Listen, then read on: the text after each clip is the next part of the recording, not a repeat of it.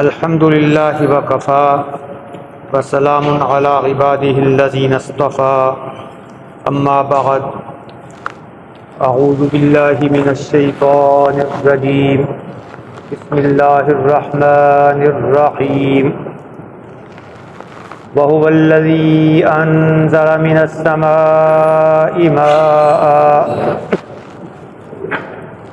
فأخرجنا به نبات كل شيء فأخرجنا منه خضرا نخرج منه حبا متراكبا ومن النخل من طلعها قنوان دانية وجنات من أعناب والزيتون والرمان مشتبها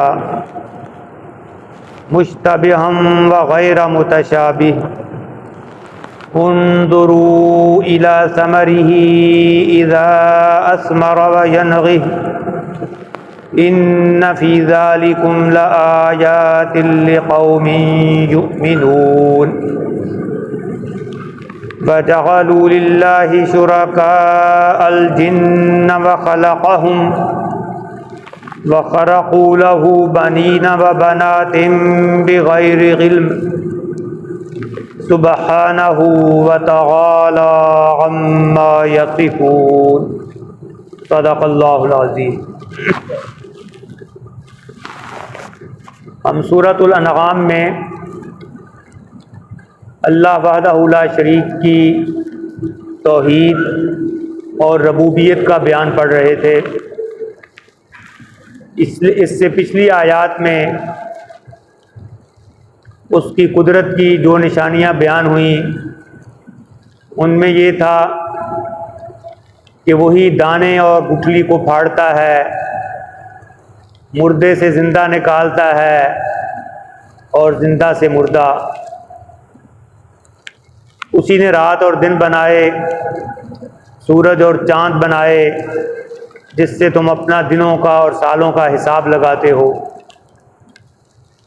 اسی نے آسمان میں تمہارے لیے ستارے جڑ دیے کہ تاریکیوں میں تم ان کی مدد سے اپنا راستہ تلاش کرتے ہو۔ یہ ساری باتیں بیان کرنے کے بعد آج جو آیت مبارکہ ہم پڑھ رہے ہیں اس میں اللہ کی وہ قدرت کی نشانیاں جن کا براہ راست تعلق انسان کی بقا سے اور اس کی زندگی کے لطف کے ساتھ ہے۔ وَهُوَ الَّذِي أَنشَأَكُمْ وَهُوَ الَّذِي أَنزَلَ مِنَ السَّمَاءِ مَاءً، وہی وہ ذات ہے جس نے آسمان سے بادلوں سے پانی اتارا۔ فَأَخْرَجْنَا بِهِ نَبَاتَ كُلِّ شَيْءٍ، پھر اس کے ذریعے سے اس پانی کو ذریعہ بنا کر، وسیلہ بنا کر ہم نے ہر اگنے والی چیز کو نکالا، نباتات کو نکالا، ہر طرح سے ہر قسم کی نباتات۔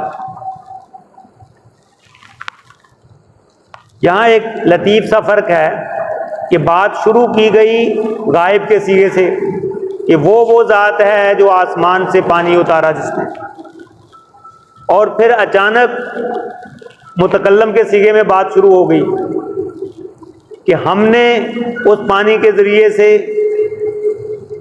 ہر طرح کی نباتات اگا دی۔ تو جب غائب کے صیغے میں اللہ کا ذکر ہوتا ہے تو اس سے مقصود اللہ کی شان کی بلندی اور اس کی ذات کا کامل فہم کہ وہ تمہارے لیے مشکل ہے، وہ تم سے اس اعتبار سے دور ہے۔ اس کی بلندی کا تم پوری طرح ادراک بھی نہیں کر سکتے، اور جب اللہ تعالیٰ متکلم کے صیغے میں بات کرتا ہے تو وہ گویا اپنے بندوں کے ساتھ ایک اپنائیت کا انداز ہوتا ہے کہ ہم نے کیا۔ یہ ایک اعتبار سے اللہ کا اپنے بندوں کے ساتھ قرب کا اظہار ہے۔ نحن اقرب الیہ من حبل الورید، ہم اس کی شاہرگ سے بھی اس کے قریب ہیں۔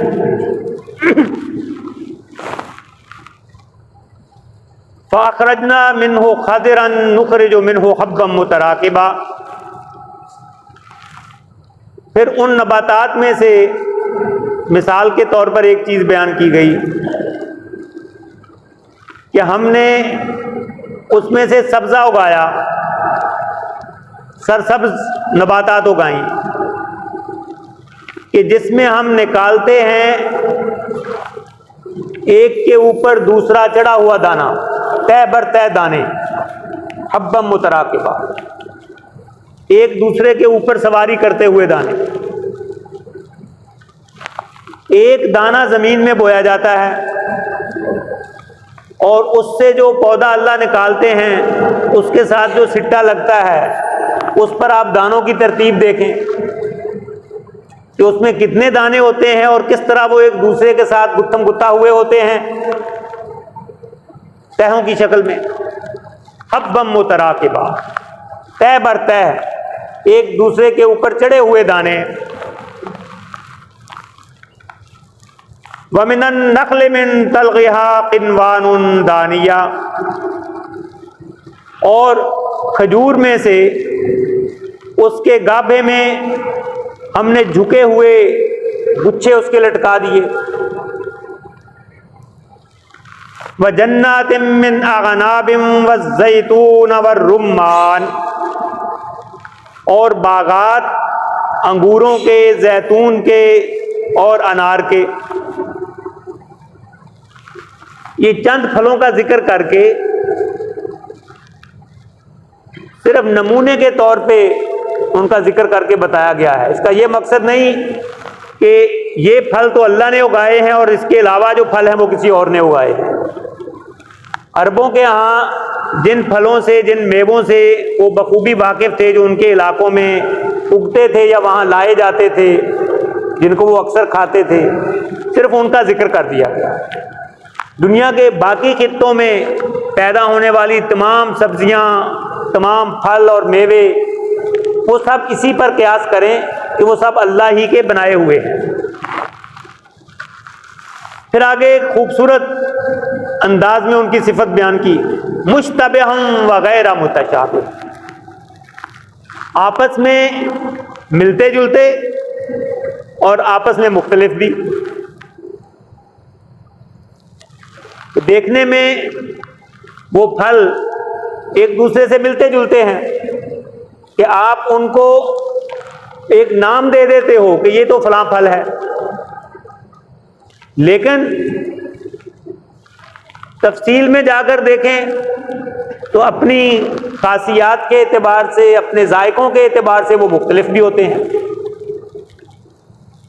جیسا کہ آج کل آم کا موسم ہے تو آم کی ساری شکلیں، ان کے اندر ایک مشترک صفت ہے کہ وہ دیکھ کر ہر آدمی کہتا ہے کہ یہ آم ہے، تو اس اعتبار سے وہ ملتے جلتے ہیں آپس میں، لیکن اس کی ہر قسم میں نہیں جانتا کتنی قسمیں موجود ہیں، اس کا ہر ایک کا اپنا ذائقہ ہے۔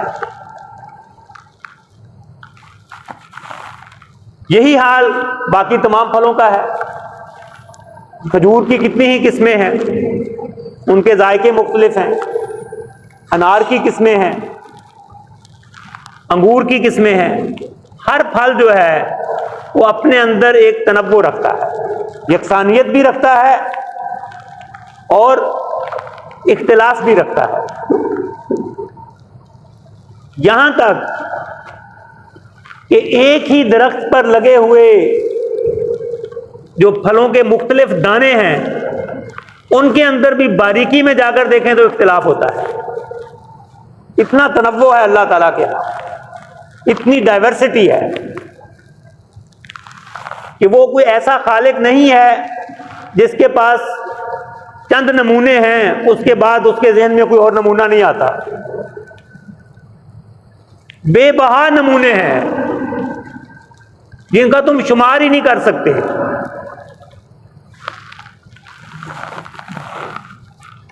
تو یہ پھل مشتبہ بھی ہیں اور آپس میں مختلف بھی ہیں،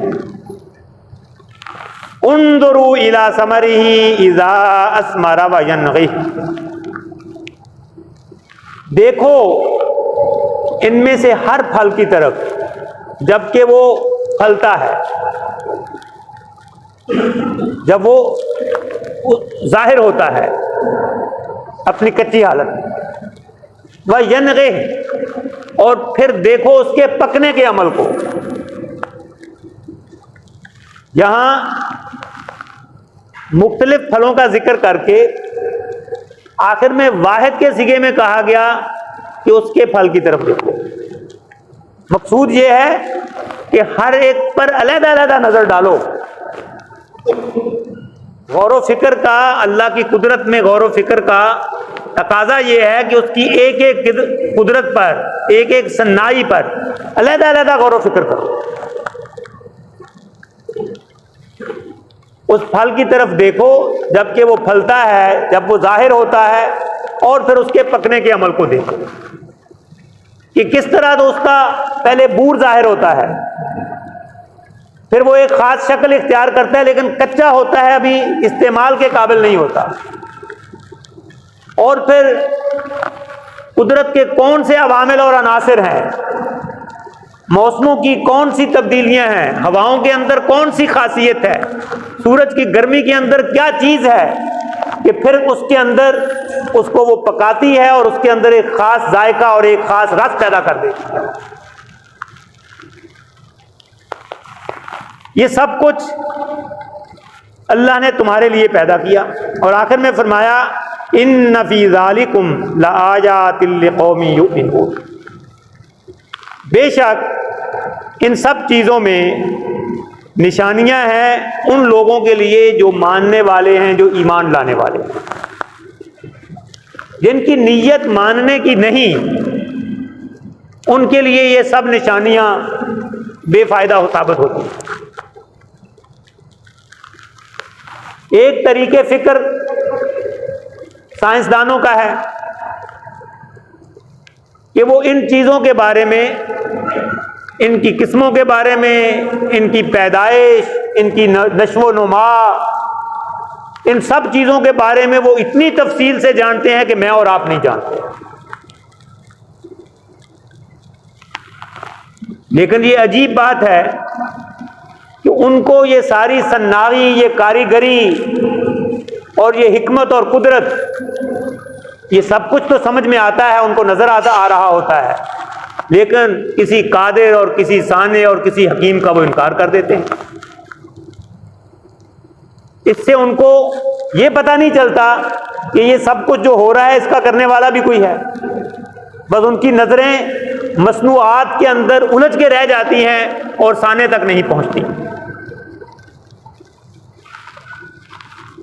ایک دوسرا طرز فکر کیا ہے کہ یہ سب کچھ ہو رہا ہے لیکن اس کے کرنے والے کئی ہیں، ایک اللہ نہیں کر رہا۔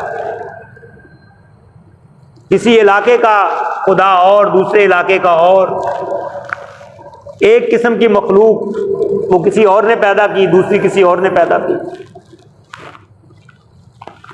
ان کے لیے بھی اس میں غور و فکر کی نشانیاں ہیں کہ آسمانوں سے پانی برسایا جاتا ہے اور زمین اس کو قبول کرتی ہے، اور ہوائیں اس کو اگاتی ہیں اور اس کو پکاتی ہیں، اور یہ سارا کچھ آپس میں اس ترتیب کے ساتھ اور مربوط نظام کے ساتھ ہو رہا ہے کہ یہ اس کے کرنے والے مختلف ہوتے کہ آسمانوں میں کسی اور کا حکم چل رہا ہوتا، زمین میں کسی اور کا حکم چل رہا ہوتا، تو اس ترتیب اور ربط کے ساتھ یہ ہو ہی نہیں سکتا تھا۔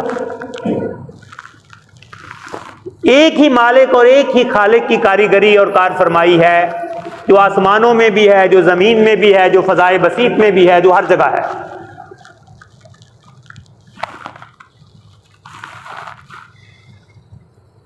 پھر اگلا نقطہ، اس میں بڑی نشانیاں ہیں، جتنا غور کرو گے وہ نشانیاں کھلتی جائیں گی کہ اللہ تعالیٰ نے اتنے انعامات تو تم پر کر دیے لیکن تم پر کوئی ذمہ داری نہیں ڈالی، تم ان سے فائدہ اٹھا رہے ہو اور اس کے نتیجے میں آپ سے کچھ پوچھا نہیں جائے گا. دنیا میں آپ کسی کو کسی بھی چیز سے نوازتے ہیں تو اس کی نسبت سے اس سے وابستہ ایک ذمہ داری اس پر عائد ہوتی ہے کہ جو کچھ اس کو دیا گیا اس کو وہ کیسے استعمال کرتا ہے. یہاں تک کہ آپ اپنی انتہائی چہیتی اولاد کو بھی چند ٹکے اگر دیتے ہیں تو آپ کی اس پہ نظر ہوتی ہے کہ یہ کیا کرتا ہے اس کو, اور اگر وہ بہت زیادہ گمراہ ہو رہا ہو تو بلا کر پوچھ بھی لیتے ہیں اس سے. تو اللہ تعالیٰ کے بارے میں لوگوں نے یہ گمان کر لیا ہے کہ اس نے اتنا وسیع دسترخوان بچھا دیا ہمارے لیے اور اس کی طرف سے ہم پر کوئی ذمہ داری نہیں عائد ہوتی, کوئی ہدایات نہیں ہے ہمارے لیے. یہ بھی غور کرنے کی چیز ہے.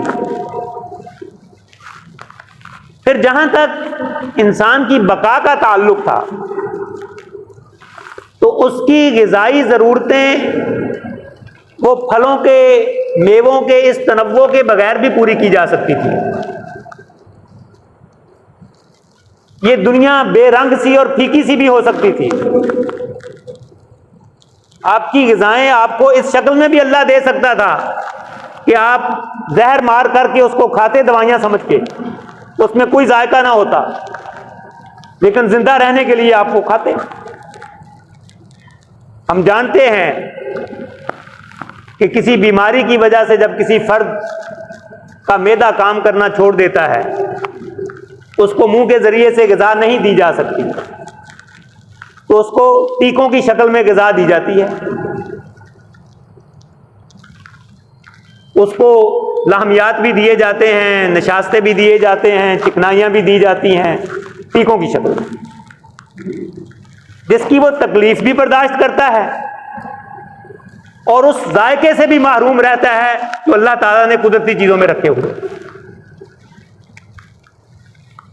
تو اللہ تعالیٰ نے نہ صرف یہ کہ تمہاری بقا کے لیے جو جو کچھ تمہیں چاہیے تھا وہ پیدا کر دیا, بلکہ وہ اس خوبصورت انداز میں پیدا کیا کہ اس کے اندر تمہارے لیے لطف اور مزہ رکھ دیا. تم ان چیزوں کو کھاتے بھی ہو اور اس کے ذائقے کا لطف بھی اٹھاتے ہو. یہ ضروری نہیں تھا کہ یہ چیزیں اتنی خوش ذائقہ بھی ہوتی, یہ کڑوی کسیلی بھی ہوتی تو زندہ رہنے کے لیے ہم کھاتے, لیکن اللہ تعالیٰ نے ان کو خوش ذائقہ بنا دیا اور کئی قسم کے ذائقے پیدا کر دیے, اور پھر ہماری زبانوں کے اندر وہ استعداد پیدا کر دی کہ ہم اس سے لطف اٹھا سکیں. کسی بیماری کی وجہ سے اگر ذائقہ خراب ہو جائے, میٹھی چیز کڑوی لگنے لگ جائے یا ہر چیز نمکین لگنے لگ جائے تو کھانے کا مزہ خراب ہو جاتا ہے. اللہ کے کس کس انعام کا شکر ادا کریں. وہ ذات جس نے اس خوبصورت انداز میں ہمارے رہنے کا, زندہ رہنے کا سامان کیا, کیا اس کا یہ تقاضا نہیں کہ ہم اس کا شکر بھی ادا کریں؟ یہ بھی اس میں ایک نشانی ہے. پھر اور آگے بڑھیں. اس نے تمہاری مادی زندگی کے لیے جو اس دنیا میں تم نے گزارنی ہے, یہ سب کچھ اس کے لیے ہے کہ تمہارے جسم میں توانائی آئے, ایسی زندگی بخش چیزیں, غذائیں اس نے پیدا کر دی.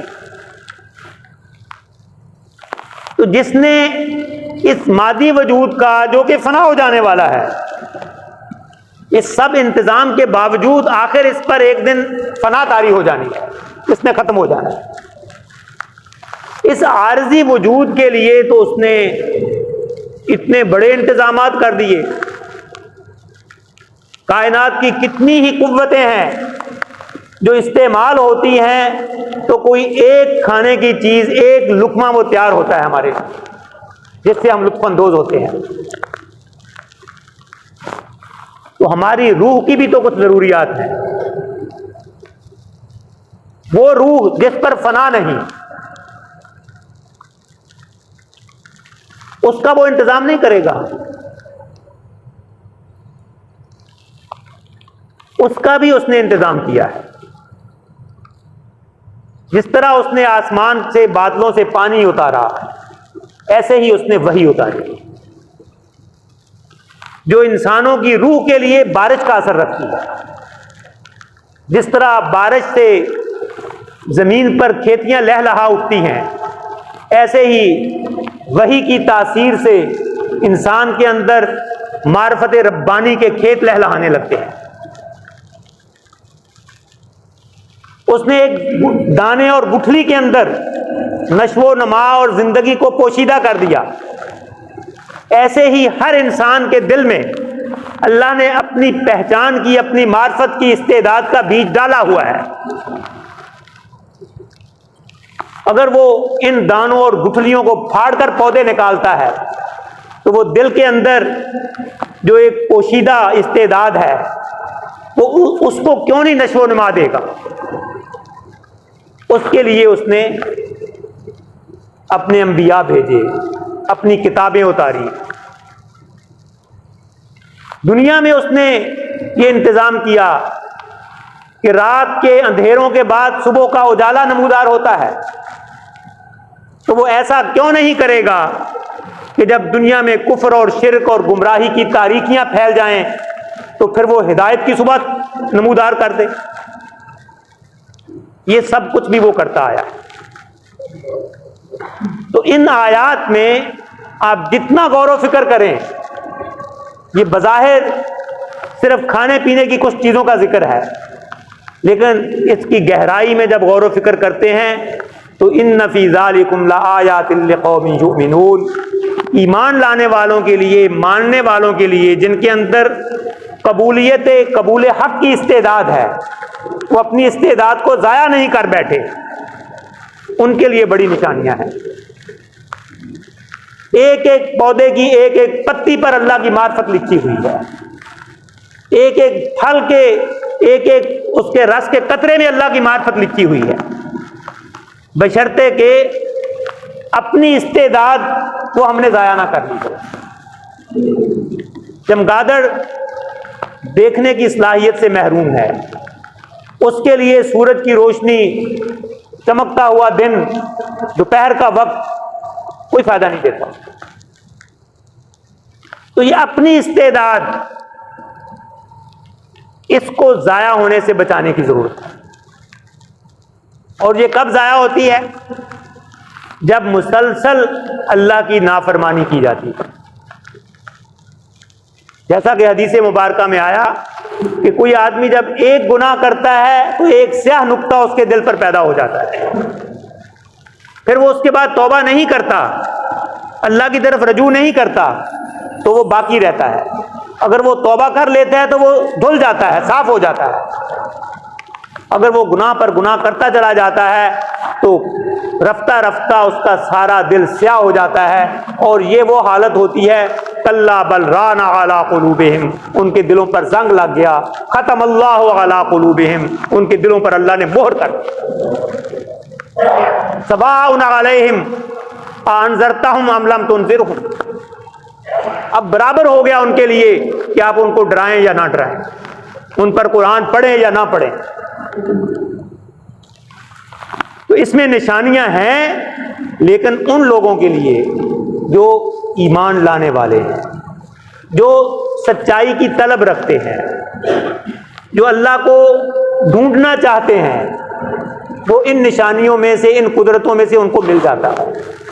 اور جو اپنی اس طلب کو ہی کھو بیٹھے، جن کا مقصد صرف دنیا کی زندگی میں مزے اڑانا اور اس دنیا میں اپنا معیار اونچا کرنا، اس سے آگے ان کا مطمع نظر ہے ہی نہیں، انہیں کچھ پلے نہیں پڑتا. وَجَعَلُوا لِلَّهِ شُرَكَاءَ الْجِنَّ وَخَلَقَهُمْ،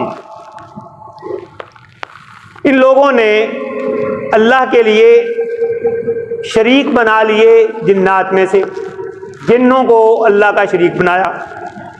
وَخَلَقَهُمْ، حالانکہ اللہ نے تو ان کو پیدا کیا ہے. جو چیز جس کی پیدا کی ہوئی ہوتی ہے وہ اس کی شریک کیسے ہو سکتی ہے؟ اس کے برابر کیسے ہو سکتی ہے؟ مخلوق خالق کے برابر کیسے ہو سکتی ہے؟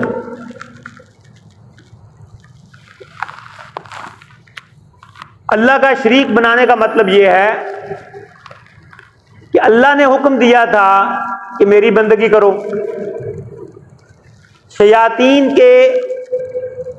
شیاطین بھی جن ہیں، ان کے بہکانے میں آ کر اوروں کی بندگی شروع کر دی. کوئی آدمی بھی یہ اقرار کر کے شیطان کی بندگی نہیں کرتا کہ وہ شیطان کو پوج رہا ہے. شیطان کے بہکانے سے وہ اللہ کی نافرمانی کر رہا ہوتا ہے اور اللہ کو چھوڑ کر اوروں کی بات مان رہا ہوتا ہے. اسی چیز کو شیطان کی بندگی کہا گیا. حضرت ابراہیم علیہ السلام نے اپنے والد سے جو گفتگو کی اس میں یہ الفاظ موجود ہیں، یا ابت لا تعبد الشیطان، اے ابا جان شیطان کی بندگی نہ کریں. حالانکہ وہ آزر جو تھے ان کے والد، وہ یہ کہہ کر تو کچھ نہیں کرتے تھے کہ میں شیطان کو پوج رہا ہوں. کہیں فرمایا افتتخذونہ وذریتہ اولیاء من دونی وہم لکم عدو، کہ یہ جو شیطان ہے جو جنات میں سے ہے، کیا تم اس کو اور اس کی اولاد کو، اس کی نسل کو مجھے چھوڑ کر اپنا دوست بناتے ہو، ولی بناتے ہو، حالانکہ وہ تمہارے دشمن ہیں. تو یہ جنات کو، شیاطین کو اللہ کے برابر ٹھہراتے ہیں. بندگی اور فرما برداری کا جو تعلق اللہ کے لیے خاص تھا وہ ان کے ساتھ بھی بنا لیتے ہیں، ان کی پیروی شروع کر دیتے ہیں، حالانکہ اللہ نے ان کو پیدا کیا. وَخَرَقُوا لَهُ بَنِينَ وَبَنَاتٍ بِغَيْرِ عِلْمٍ، اور ان لوگوں نے اللہ کے لیے تراش لیے ہیں بیٹے اور بیٹیاں بغیر کسی علم کے، بغیر کسی دلیل کے. مشرکین مکہ فرشتوں کو اپنا معبود کہتے تھے اور فرشتوں کو اللہ کی بیٹیاں کہتے تھے. نصارہ کے ہاں حضرت عیسیٰ ابن مریم علیہ السلام ان کو اللہ کا بیٹا کہتے ہیں. یہود حضرت عزیر علیہ السلام کو اللہ کا بیٹا کہتے ہیں. تو یہ تمام شرک کی قسمیں، یہ شرک کی بدترین قسمیں ہیں. یہ وہ بدترین قسم ہے شرک کی کہ جس پر اللہ کا غیظ اس انداز میں ظاہر ہوا، تکاد السماوات یتفطرن منہ وتنشق الارض وتخر الجبال حدا ان دعوا للرحمن ولدا لقد جئتم شیئا ادا. قریب ہے کہ آسمان پھٹ پڑیں، زمین شک ہو جائے، پہاڑ ریزہ ریزہ ہو جائیں اس بات سے کہ یہ رحمان کے لیے بیٹا کہتے ہیں. یہ اتنی بڑی بات ہے، اتنی بڑی گمراہی ہے. سبحانہ و تعالی عما یصفون، وہ پاک ہے اور بہت بلند ہے ان چیزوں سے جو اس کی نسبت یہ بیان کرتے ہیں. یہ گمراہیاں اللہ کی نسبت جو بیان کی جاتی ہیں، اللہ ان سے پاک ہے، دور کا کوئی تعلق نہیں. اور یہ ان کی ذہنی پستی ہے کہ اللہ تعالیٰ کو اپنی سوچ کو بلند نہیں کر پاتے تو اللہ کو کھینچ کے نیچے لے آتے ہیں اور مخلوق کے ساتھ کھڑا کر دیتے ہیں. اللہ کی صفات تو وہ ہیں جو اوپر تم سن چکے.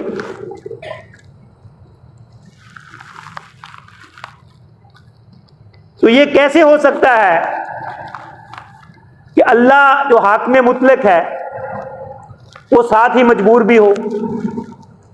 یہ ساری چیزیں جن کو تم اللہ کا شریک ٹھہراتے ہو، ان کے اندر عجز ہے، لاچاری ہے، ان کے اندر بہت سی خامیاں ہیں. اللہ تعالیٰ ان سب چیزوں سے پاک ہے. تو یہ چیزیں اکٹھی نہیں ہو سکتی. معبود حقیقی کا، سچے مالک اور خالق کا تصور وہ تمام خامیوں سے پاک ہے. انسان کی فطرت اس بات کا تقاضا کرتی ہے کہ اس کا مالک و خالق جس کو وہ اپنا معبود بنائے وہ ہر طرح سے خامی سے، ہر طرح کے عیب سے وہ اس کو پاک ہونا چاہیے۔ عیبوں والی چیز کو اپنا معبود ہم کیوں بنائیں؟ تو اللہ تعالیٰ پاک ہے اور بہت بلند ہے ان چیزوں سے جو اس سے یہ منسوب کرتے ہیں۔ وآخر دعوانا